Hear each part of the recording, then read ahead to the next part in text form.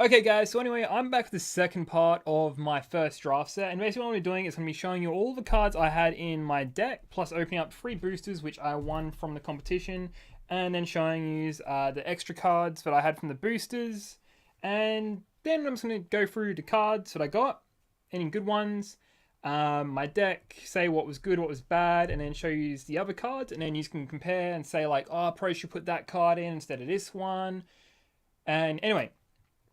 Enough about what first thing I'm going to do is I'm going to open up my boosters because I guarantee that's what everyone's kind of after, and then I will go through what I get in the deck. Funny little story though is obviously with these packs you're supposed to go left to right, but when I was opening it I had no idea and I was opening it right to left because I saw the little things, so yeah, that's kind of embarrassing. So the first pack we are going to do here is going to tear that up. And also, just be aware, when I do these cards, I also, in my Avison Restored thingy, what I do is I kind of go right to left. So I go, like, off to the side like this. So you won't really see what the color is. So we've got Blinding Soul Eater. Sorry, I just got to make sure you guys can actually see it. Blinding Soul Eater. Blood Ogre. Duskhat Hunter Bat. Not even going to try and fucking say that one. Sky Hunter Skirmisher, Bloodfawn Vampire, something Slaughtermaster, Vines of Vastwood, Kite Sail, Evolving Winds. Okay, now we've got our uncommons. So we've got Water Servant, Etched Oracle, which I think was a cool card, but I actually kind of wanted to get. Now we've got Plaxcaster Frogling, and I just realized I've got it off center. Sorry, I'm trying to see it through the side of my camera. Exonerable Tide. And then we've got Mana Leak, which is a foil, and it costs 2 to cast, counter players' spells. Okay, so we've got 1 foil from that set, so I'm just going to put that at the top there. It doesn't really seem that cool, but anyway, on to the next pack. So we're going to crack this one open and see what we get.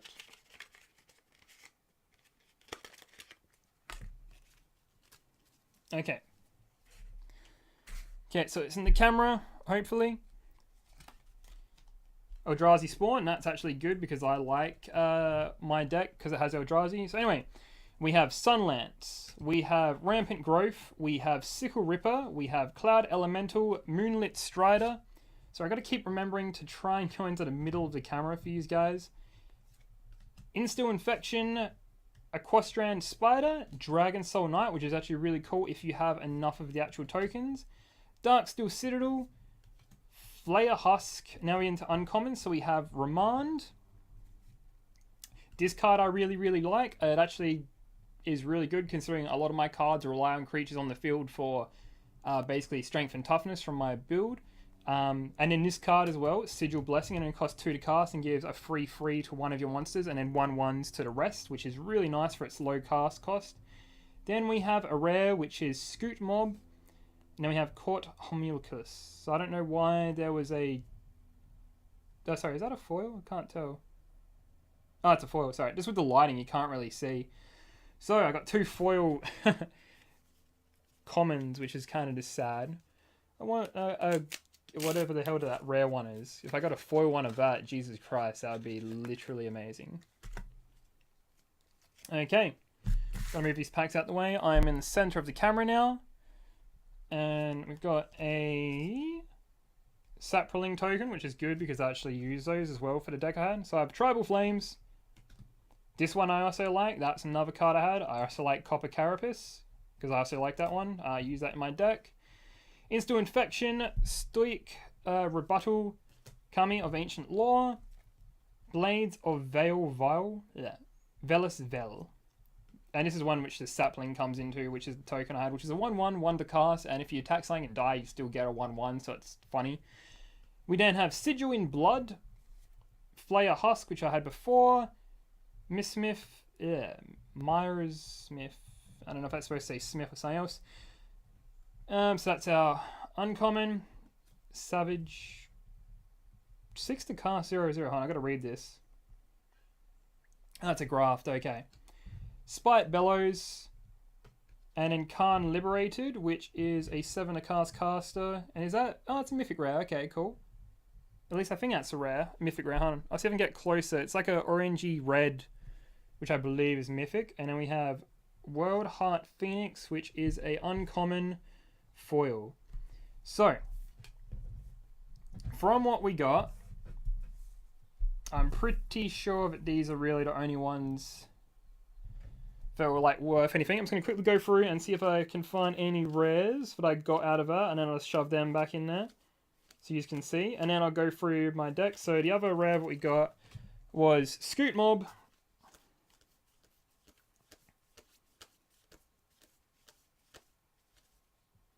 I think I got 2 Sigil Blessings actually, which is really good because Sigil Blessing is like a one light, one forest, and it's just so powerful. We got Inexorable Tide, which is another rare.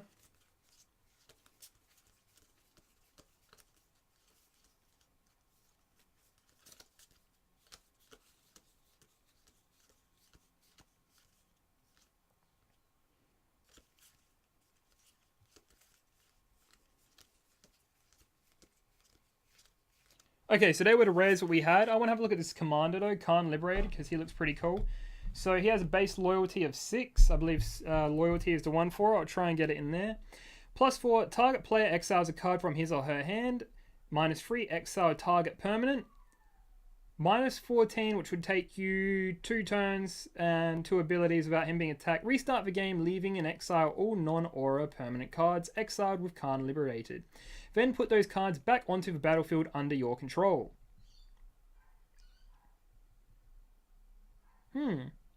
That actually seems really cool. So what I'm going to do is I'm just going to put him down, and I'm going to put him into a sleeve.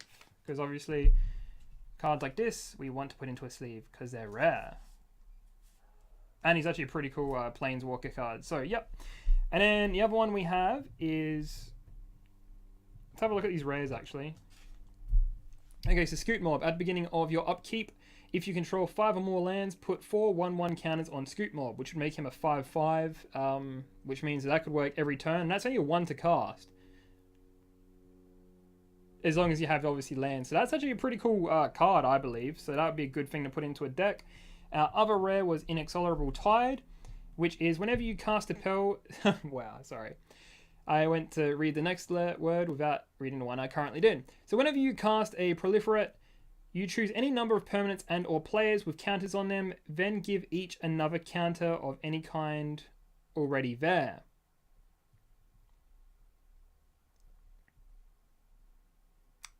Okay, that's weird. So anyway, that is all the cards I got from these boosters. So I'm just going to put these off to the side. I'm going to leave Khan Liberated over there, 1 sec. And then I'm going to go through my deck and then the other cards that I have. So let's give me 1 sec. Put these over there. Okay. So the first thing I'm going to do is I'm going to quickly get rid of all of the lands. And I'm going to tell you how many lands I have in the deck. So I have 6 plains, because mine's white-green deck. So I have 6 plains, and then I have 10 forests. I also have 2 more lands in my deck, or 1 more land, which gets me light and forest. So, anyway, moving on to the deck. Okay, now, I don't know how he's going to be able to go on seeing this. I'm going to have to leave it in some weird way. So, this is... Thallid. I'm going to not even pronounce the first one. So basically this is a 1/1, costs 1 to cast. It puts a 1/1 green sapling creature token onto the field. So if it dies, it basically replaces itself with a sapling. I then have Sigil Blessing, which is a 1/1 to cast, which is forest and light. And obviously until the end of the turn, a target creature gets +3/3, and then all creatures you control get a +1/1. So, that's my second one. And then we have Nest Invader. And the reason I like Nest Invader is for its only 2 cast, it puts 1/0/1 colorless Eldrazi spawn, which can be used to create 1 mana to your pool if you sacrifice that token, which would obviously be one of these cards here, which is really, really cool because this actually came really in handy when I had to summon my Pelakka Wurm, which was a 7 to cast, 7/7 with trample, and you gain 7 life when it spawns. So that was really, really cool because these tokens really allowed me to summon that pretty often. So that's Nest Invader. Then we have we have Strider. I'm not going to pronounce the first name. Fuck me. Basically, this is a 4 to cast, 3/4 that is immune to blue or black spells. And then we have a really cool card, which is a Foil Dispatch, which only costs 1 to cast, which has tap target creature and Metalcraft, which is if you control 3 or more artifacts, exile that target creature, which is really cool. And then, is this a normal one? No, this is a normal one. So this is Alloy Myr.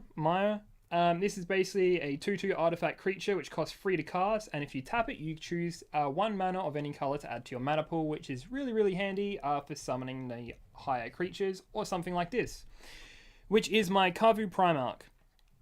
Now, what this is a 4 to cast, 3/3, which has Convoke, which allows you to tap untap creatures to help summon this, which really helps considering it has Kicker. And what Kicker is if you use 4 more to cast this spell, it gets +1/+1 4 times, so you get 4 +1 tokens, which just makes it a 7/7, which is absolutely ridiculous for like a 7 cast.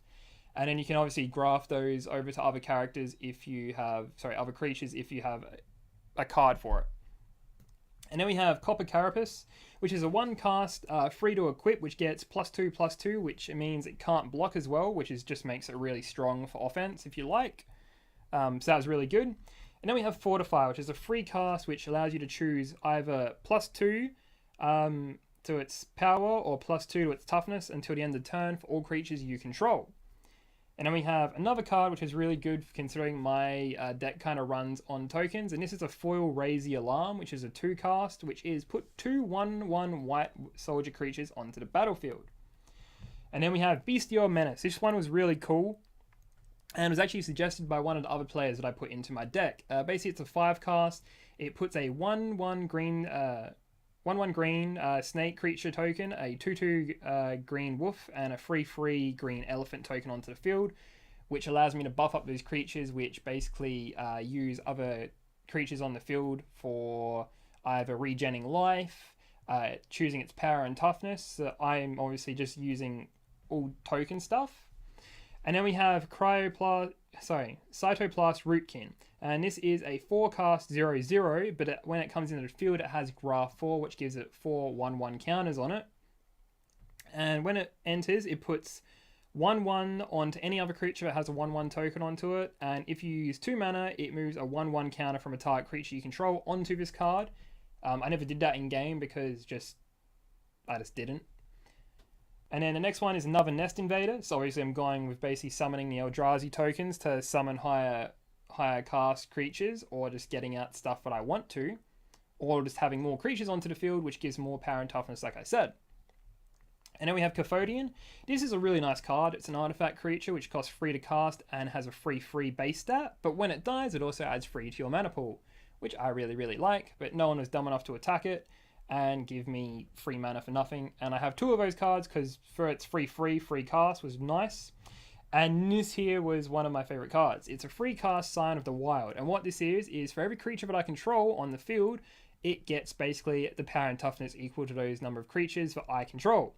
So obviously, as you could probably tell by all my cards that summon all these tokens and other creatures, this thing was sitting literally on 10 or 13 most of the time.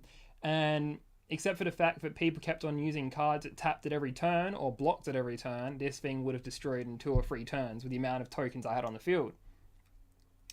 Leading me on to my next card, which is another Alloy Myr. This is basically just a foil version and allows me to summon a color mana any choice that I like for the turn, providing I tap the creature. And this is another one of my favorite cards called Kozilek's Predator, and this summons 2 of the Eldrazi tokens, which is 0/1, and they both have sacrifice for 1 mana, which is a 4 cast 3/3, which is really, really cool. And then going with my creature tokens and creatures on the field, this card also really peed people off pretty bad. Mainly because I could convoke this with basically tapping all those Eldrazi spawn and allowing to summon this. And when this is summoned onto the field for 5, it's 2/4 for a 5 cast. I gain 1 life every token I have on the field. So yeah, I basically was sitting above 30 life, 40 life most games that I played. So a lot of people hated the fact that my life couldn't really be brought down that fast, and it kind of sucked for them. And then this goes on to my Algae Gharial. Basically, this is a shroud, so it can't be affected by spells or abilities, but when a creature dies, it gains +1/1.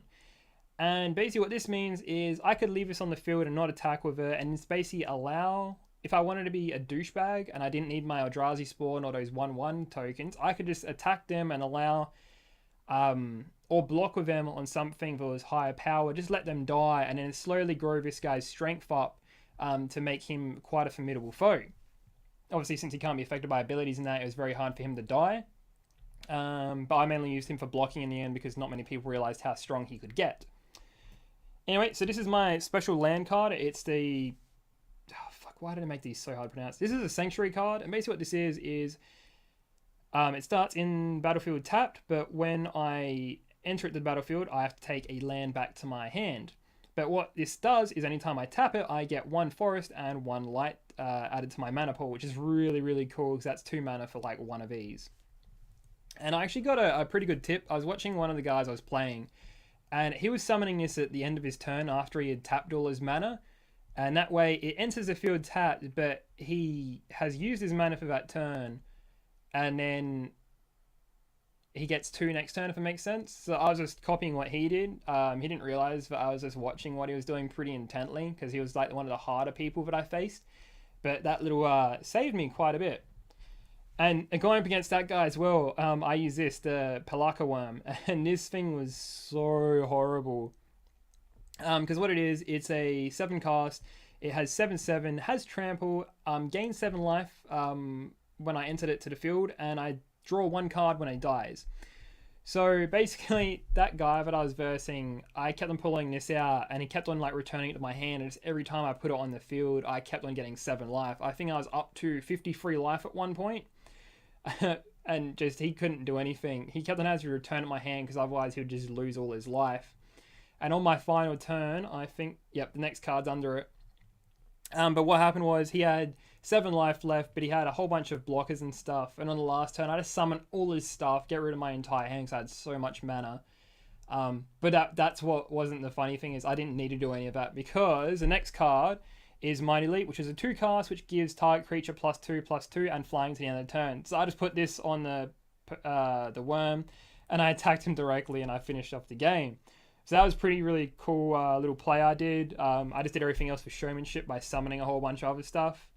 And that leads me on to my last card. So this is another one of the Thallid creatures, which is a 1 cast, 1/1, and obviously when he dies, makes another sapling.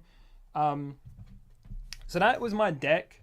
So I considered actually pretty good. I enjoyed playing my draft. I won 3 of the 4 matches I played, and I only lost the other one mainly because the first game, the best of 3, obviously, the first game I played, I lost the first round because I didn't have enough mana, and then the second one, a guy brought out an Annihilator creature, which was one of the mythic rares, and just I couldn't do anything. The guy just destroyed me, because I had Annihilator 2, meaning I had to sacrifice 2 permanents, so I just lost everything. So I had to concede that match because there was nothing I could do. Anyway, so I'm going on to what's the other cards I had, and this is basically the point. Sorry, this is basically the point where I want everyone else's opinions, and you can come through and be like, you should have switched this card out, put this one in instead. So this here is, these cards obviously here are the ones that I just opened, so you have to forget about those. And these are the ones that I had from the booster packs. So I had Lodestone Golem, which is an artifact creature, which is rare, but it means non-artifact creatures cost one more to cast, which is a 5/3 for only a 4 cast, which was actually pretty strong. But considering I don't really have artifacts in my deck that much, it means that I kind of would have suffered if I used it. But I did use it for the first round when I played that guy, which is a decent card, but just couldn't really do anything.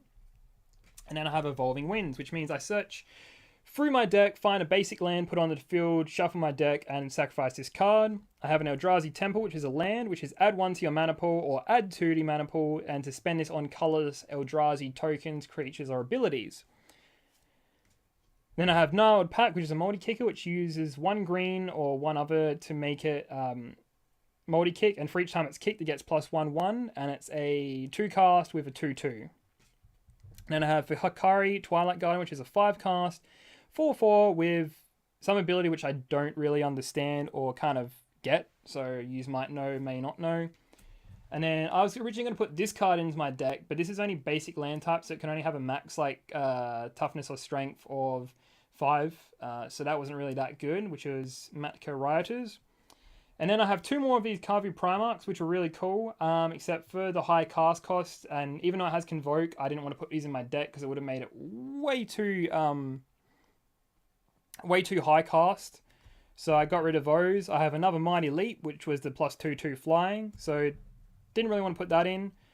I have Plummet, which is destroy target creature with flying. And since I didn't see any flying creatures in any of the booster packs that I opened up, I just really didn't want to use this, mainly because the only flying creatures were kind of like these two, which were like so weak and pitiful that I just did not even bother taking it. And then I have another one of those riders, so I didn't want that. And then I have 2 Kite Sail, which is equipped creature, gets +1/0 and has flying, and it has a 2 to equip and 2 to play. So I have 2 of those. And then I got a few black cards, but since I wasn't running a black deck, I just didn't bother. So I have Scavenger Drake, which is a 1/1, costs 4 to cast, has flying, and whenever another creature dies, you put 1/1 onto the Scavenger Drake. And then Bloodthorn Vampire, which is a 2-cast 1/1, sacrifice a creature, Bloodthorn gets +2/2 to the end of the turn, which I might have been able to use with all the creature tokens I had, but since it was a black card, I really don't want to have to mix up my mana too much, considering it was only like my second game, if that makes sense. And then I have a whole bunch of these Instill Affections, which is basically just to draw a card and you put a -1/1 onto a target creature, but costs 4 to cast. And then we have Skyreach Manta, which is an artifact creature. Basically, what was this one again? So it's a 5 cast, and you get a 1/1 counter for each type of color mana you spend on this. So if you spend 5 mana, you get 5. But it costs 5 to cast, and it was kind of so I didn't bother with that one. Then we have Moonlight Strider, which is sacrifice Moonlight Strider. Target creature you control gains protection from the color of a choice until the end of the turn.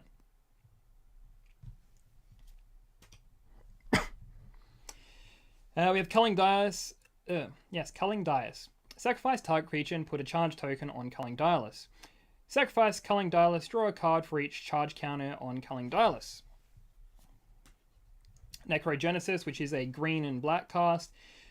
Cost 2, exile target creature, and from exile target creature from a graveyard, put a 1/1 green sapling creature token on the battlefield.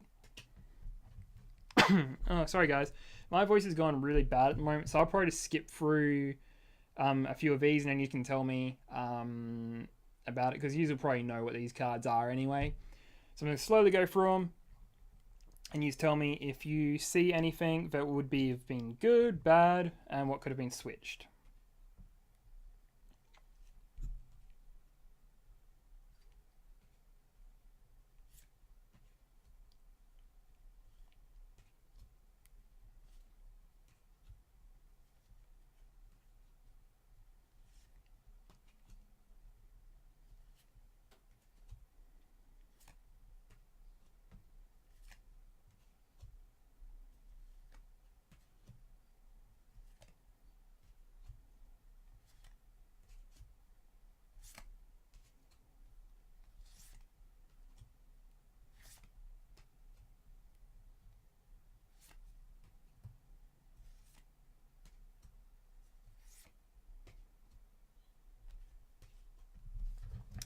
Okay guys, so anyway, that's basically all the cards that I had for my deck, and all the cards that weren't in my deck, and the cards that I opened up from the extra booster packs. Anyway, so basically what I would like is your opinions on how my deck could have went better, how good of a deck it was, considering it was basically my first time really kind of playing competitive and building a deck from scratch.